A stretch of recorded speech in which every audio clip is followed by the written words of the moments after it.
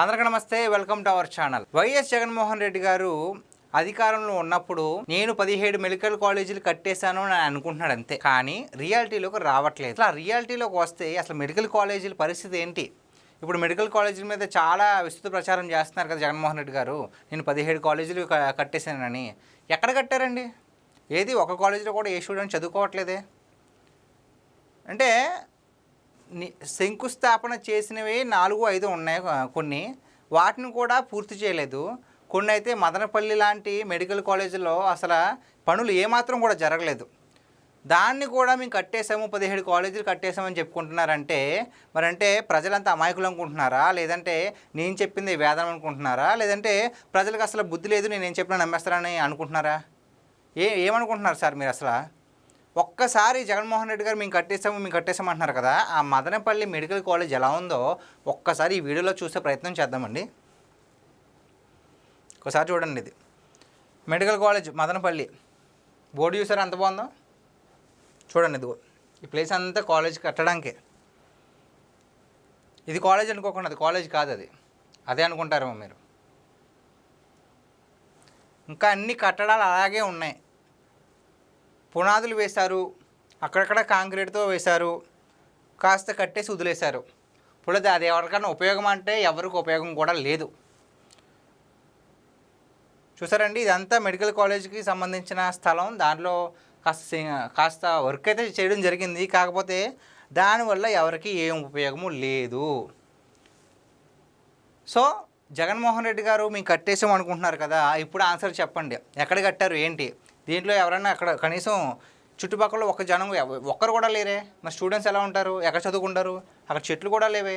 మరి జగన్మోహన్ రెడ్డి గారు 17 కాలేజీలు కట్టేసాను అంటున్నారు కదా, ఏది కాలేజ్ అయితే ఉండాలిగా. ఇక్కడ కాంక్రీట్ దిమ్మలు తప్ప ఏమీ లేవు.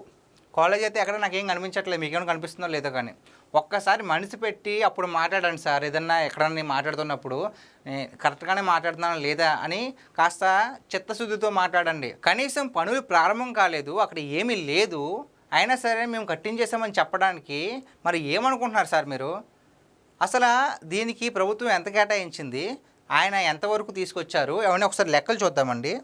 యాక్చువల్గా ఈ మదనపల్లి కాలేజ్కి పూర్తి అయ్యి ఉంటే కనుక 446 కోట్లు అండి. కానీ 5 ఏళ్లలో జగన్మోహన్ రెడ్డి గారు దీనికి ఖర్చు పెట్టింది 40 కోట్లు. ఇది కూడా అంటే 440 కోట్లు ఖర్చు పెడితే పూర్తి అయ్యేది. కానీ ఈ 5 ఏళ్లలో ఆయన కట్టింది ఇది, దానికి ఖర్చు పెట్టింది ఎంత?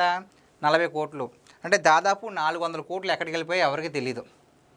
అంటే ఇది ఒక్క కాలేజీ అంటే ఇంకా చాలా కాలేజీలకు సంబంధించిన నిధులు ఉంటాయి కదా, మరి అవన్నీ ఎక్కడికి వెళ్ళిపోయాయి? ఏవి 17 కాలేజీలు అన్నారు, ఇవైనా 17 కాలేజీలు?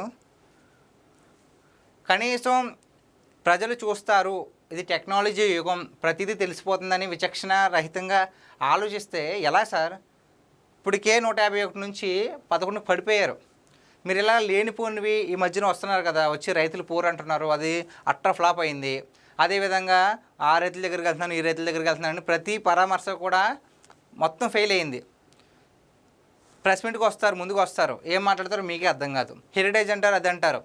హెరిటేజ్ అనేది ఎప్పుడో 8 ఏళ్ళ క్రితమే, అది వాళ్ళు దానికి దీనికి సంబంధం లేదని ఎప్పుడో జరిగిన మ్యాటర్, ప్రతి ఒక్కరికి తెలిసిందే.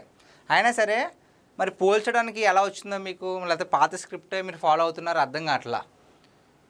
ఇలాంటి ఫేక్ అంటే ఇది ఒరిజినల్లే, ఇలాంటివి చూపించి 17 కాలేజీలు కట్టేసిన ఫేక్ వార్తలను అయితే ఎవరు నమ్మొద్దు. ఎందుకంటే కూటమి ప్రభుత్వం అంటే కూటమి ప్రభుత్వం అధికారంలో వచ్చినప్పుడు ఆంధ్రప్రదేశ్ రాష్ట్రం ఎలా ఉందంటే వెంటిలేటర్ పైన ఉంది. ఇప్పుడే దాన్ని చంద్రబాబు నాయుడు గారు, అలాగే పవన్ కళ్యాణ్ గారు, నారా లోకేష్ గారు సారథ్యంలో కనీసం ఐసీయూలోకి వచ్చి తర్వాత జనరల్ వార్డులోకి వచ్చే దారిలో ఉంది.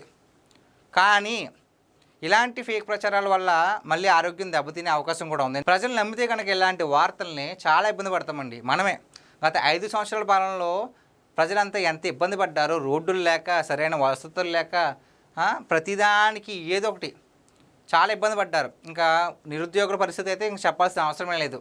వాలంటీర్ల పేర్లతో 5,000 ఇచ్చేసి వాళ్ళ సొంత కార్యక్రమాలు చేయించుకునేవారు, వాళ్ళతో అడ్డంగా దోచుకునేలా చేశారు. అలాంటి కార్యక్రమాలు చేసిన ఆయన ఇప్పుడు మేము 17 మెడికల్ కాలేజీలు కట్టించేస్తామని చెప్తున్నారు. సో ఇలాంటి ఫేక్ వార్తలన్నింటికి కూడా మనం గట్టిగా చెక్ పెట్టాలి, లేకపోతే వాళ్ళు ఇంకా నెత్తికెక్కేసే అవకాశం ఉంటుంది.